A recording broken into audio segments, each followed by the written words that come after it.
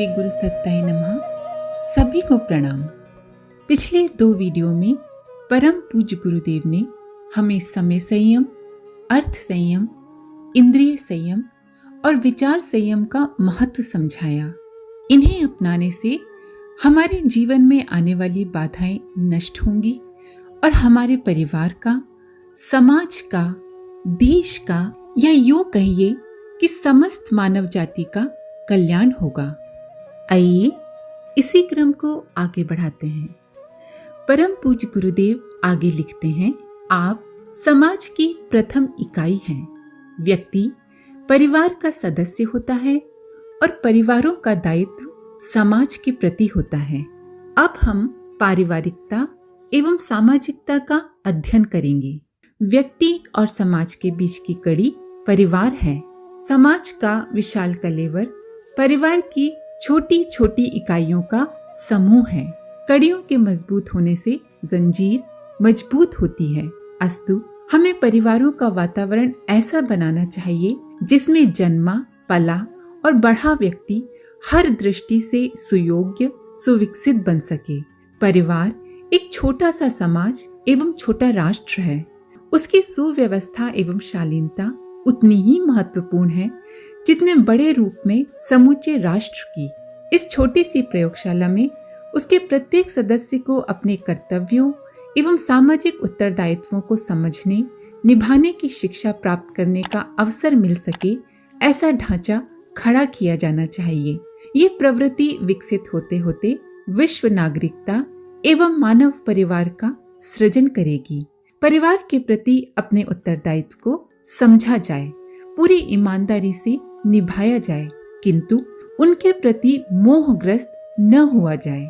परिवार संस्था एक तपस्थली है जहाँ व्यक्ति स्वेच्छा से तप, त्याग, धर्माचरण का सहारा लेता है। परिवार में मनुष्य का आत्मिक, मानसिक विकास सरलता से हो जाता है। परस्पर एक दूसरे के प्रति कर्तव्य निभाने का धर्म मनुष्यों का जीवन निखार देता है। वस्तुतः परिवार की सार्थकता ही इसी में है कि वो व्यक्ति की जहरीली संकीर्णता और तीक्ष्ण स्वार्थपरता को घिसता पीसता तथा उसे समरस बनाकर सहनशीलता, संतोष, सहयोग, सामाजिकता की सेवा की भावनाएं जगाकर समाज के लिए सहायक बनाए। परिवार का द्वार सदा समाज की ओर खुलता है। जब परिवार का आधार प्रेम, त्याग और कर्तव्य परायणता न रहकर एक दूसरे के प्रति स्वार्थपरता, वैमनस्य और छीना झपटी की ताक में रहना ही हो जाए, तो फिर उसका परिणाम ऐसे नागरिकों के रूप में सामने आने लगेगा जो एक दूसरे को लील जाने की तैयारी कर रहे हैं। आजकल आए दिन होने वाले वैवाहिक संबंध विच्छेद बच्चों को जिस दारुण कुंठा और मानसिक अव्यवस्था का शिकार बना रहे हैं वो भयावह है। मन में आत्मीयता की डोरी लहराती भी रहे तो भी औद्योगिक जीवन की व्यस्तता में बच्चों के साथ जुड़ पाने का समय ही कहाँ मिल पाता है माँ बाप को। जहाँ इंद्रिय लिप्सा और स्वच्छंदता ही परिवार का आधार है, वहाँ बच्चों की किसे चिंता है। स्वयं जीवन का सुख स्वाद लेने से फुर्सत मिले तब तो बच्चों पर ध्यान दें। सभ्यता की मर्यादाओं के अंतर्गत बच्चों के प्रति औपचारिक जिम्मेदारियां तो निभाई जाती हैं, पर आंतरिक स्नेह के अभाव में बच्चे के मन का सूनापन दूर नहीं हो पाता। महामना ऋषियों ने भारतीय परिवार व्यवस्था में उच्च आध्यात्मिक लक्ष्यों को बड़ी खूबी के साथ जोड़ कर रखा था।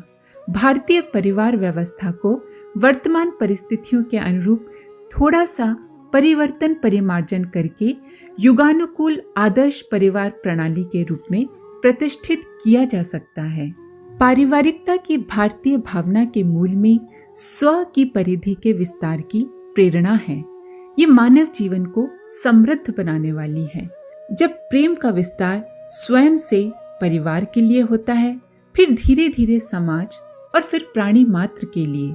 यही है स्व का विस्तार।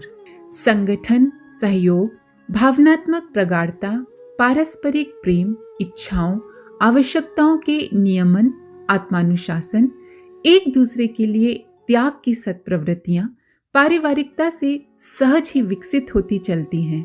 अपनेपन की विशेष अनुभूति ही पारिवारिकता का आधार है। ये अपनत्व कितना समर्थ एवं गुणकारी है, ये तो अनुभव की ही वस्तु है। आपसी सौहार्द, सहयोग, स्नेह, सौजन्य का नाम ही पारिवारिकता है। इसके बिना आनंद जैसे कोसों दूर भाग जाता है।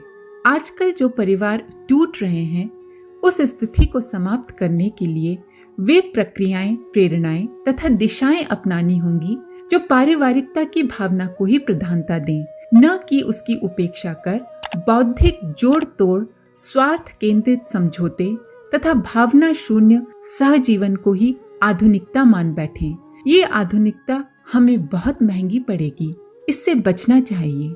परिवार में एक साथ रहने से छोटे बड़े सभी सदस्यों की समस्याओं का समाधान सहज ही निकल आता है। इस तरह के संयुक्त परिवार अपने देश में कभी बहुतायत से देखे जाते थे, पर आज ये प्रणाली विघटन के कगार पर दिखाई देती है। नव विवाहित दंपतियों में किन्हीं भावनाओं से प्रेरित होकर अपने परिवार से अलग होने की प्रवृत्ति बढ़ती जा रही है। अनुभव की कमी और जीवन की स्वच्छंदता के कारण उठाया गया ये कदम इन दंपतियों को बहुत महंगा पड़ता है। जब परिवार बनता है, बच्चों का जन्म होता है, उनके पालन पोषण और व्यक्तित्व विकास का समय आता है, तब एक नहीं अनेक प्रश्न उठ खड़े होते हैं। और जिस स्वर्गीय सुख की कामना से संयुक्त परिवार टूटा था, वो निरा स्वप्न सिद्ध होता है। भावावेश में उठाया गया ये कदम गलत सिद्ध होता है। परिवार टूटने का कारण सिर्फ नव दंपतियों की स्वच्छंद रहने की प्रवृत्ति ही नहीं, बल्कि कभी कभी परिवार के जो बुजुर्ग सदस्य होते हैं, उनकी सड़ी गली पुरानी मान्यताएं भी होती हैं। जो भी हो, पर पारिवारिक विघटन का सबसे ज्यादा प्रभाव बच्चों के विकास पर होता है। संयुक्त परिवार में बच्चों को अनेक परिजनों का स्नेह, ममत्व मिलता है। सब ओर से मिलने वाला प्रेम ही बच्चे के व्यक्तित्व का विकास करने में सबसे अधिक सहायक होता है। विघटित परिवार में केवल माता पिता ही होते हैं। इनके अतिरिक्त और किन्हीं आत्मीय जनों का स्नेह बच्चे को नहीं मिल पाता है। संयुक्त परिवार में बच्चा अनुशासन, प्रेम, संवेदनशीलता और मिल बांटकर खाना और रहना सीखता है। मनुष्य सामाजिक प्राणी है। समाज के सहयोग से ही व्यक्तियों को सुखी समुन्नत बनने का अवसर मिलता है। एकाकी उन्नति कितनी भी क्यों न कर ली जाए, विकृत परिस्थितियों में घिरे समाज में रहकर कोई भी सुख चैन से नहीं रह सकता, जबकि समुन्नत समाज के हर सदस्य को अनायास ही सुख शांति का लाभ मिलता रहता है। हमें अपने को समाज रूपी घड़ी का एक पुर्जा मानना चाहिए और ध्यान रखना चाहिए कि अपनी गतिविधियां ऐसी रखें जिसमें घड़ी की गतिशीलता ठीक बनी रहे, उसमें किसी प्रकार की बाधा उत्पन्न न हो। इस दृष्टि से हमें सामाजिक मर्यादाओं और नागरिक कर्तव्यों का सतर्कता पूर्वक पालन करना चाहिए। साथ ही अपने प्रभाव क्षेत्र में ऐसा वातावरण बनाना चाहिए जिससे दूसरों की समाज निष्ठा भी अक्षुण्ण बनी रहे, उन्हें भी हमें देखकर प्रेरणा मिले। दूसरों के साथ वही व्यवहार किया जाए जिसकी हम दूसरों से अपने प्रति अपेक्षा रखते हैं। इस कसौटी पर जो भी कार्य खरे उतरे, उन्हें नैतिक एवं सामाजिक कहा जा सकता है। हमें किसी के नागरिक अधिकारों का हरण नहीं करना चाहिए। शोषण, दबाव, छल की नीति किसी के प्रति भी नहीं अपनाई जानी चाहिए। हर किसी को सम्मान दिया जाए और सद्व्यवहार किया जाए। अपराधी आचरण न तो स्वयं किया जाए और न दूसरों को करने दिया जाए। जहां अनीति बरती जा रही हो, वहां असहयोग और विरोध तो किया ही जाए। आवश्यकता पड़ने पर संघर्ष करने और सरकारी सहायता से रोकने में शिथिलता न की जाए। अनैतिक और असामाजिक कार्यों के विरोध में संगठित चेतना उत्पन्न की जानी चाहिए। प्रचलित अनैतिकताओं, कुरीतियों एवं मूढ़ मान्यताओं को निरस्त करने के लिए आंदोलन करते रहना चाहिए और इन्हें अपना समर्थन सहयोग तो कदापि नहीं देना चाहिए। सत् प्रवृत्तियां बढ़ाने वाले कार्यों को संभावित रूप से करने के लिए हर क्षेत्र में सहयोग की प्रवृत्ति विकसित की जाए। अपने मताधिकार का उपयोग बहुत सोच समझकर उपयुक्त व्यक्तियों के पक्ष में ही किया जाए, ये चेतना लोकतंत्र के हर मतदाता में पैदा की जानी चाहिए। अपना संकीर्ण स्वार्थ न देखें, बल्कि देश हित देखें। शिष्टाचार, सद्व्यवहार, मनुष्यता, सामूहिकता और नागरिकता की प्रवृत्तियां सभ्य समाज के प्रत्येक सदस्य को अपनानी पड़ती है। उसे अपना चिंतन उदार और कर्तव्य आदर्श रखना पड़ता है। हमारा स्वभाव समाजनिष्ठ, समाज की भलाई का होना चाहिए।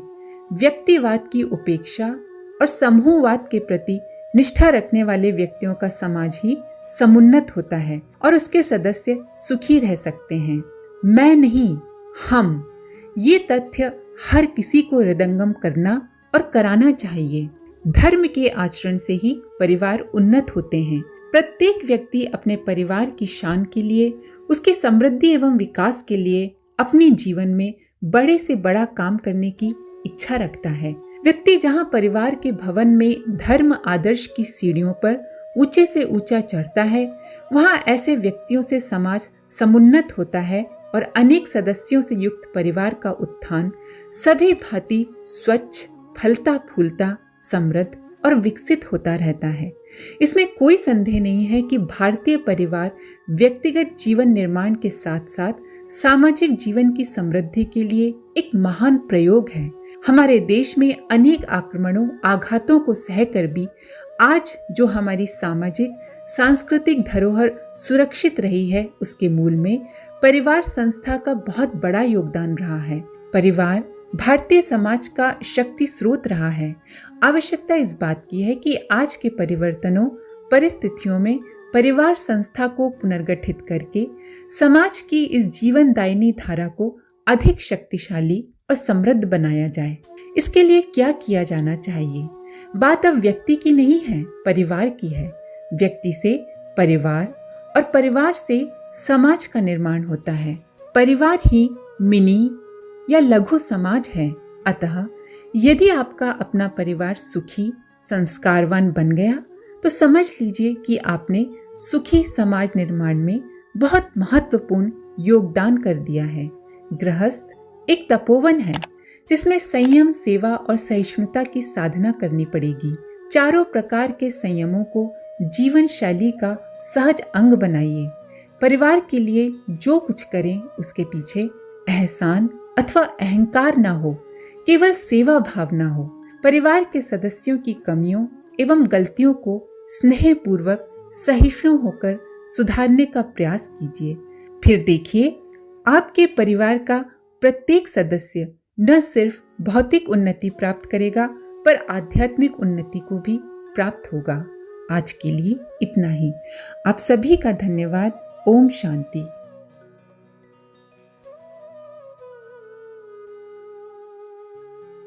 हमारे YouTube चैनल को सब्सक्राइब करें और बेल आइकन को दबाकर ऑल पर क्लिक करें ताकि आने वाले सभी वीडियोस की नोटिफिकेशन आपको मिलती रहे।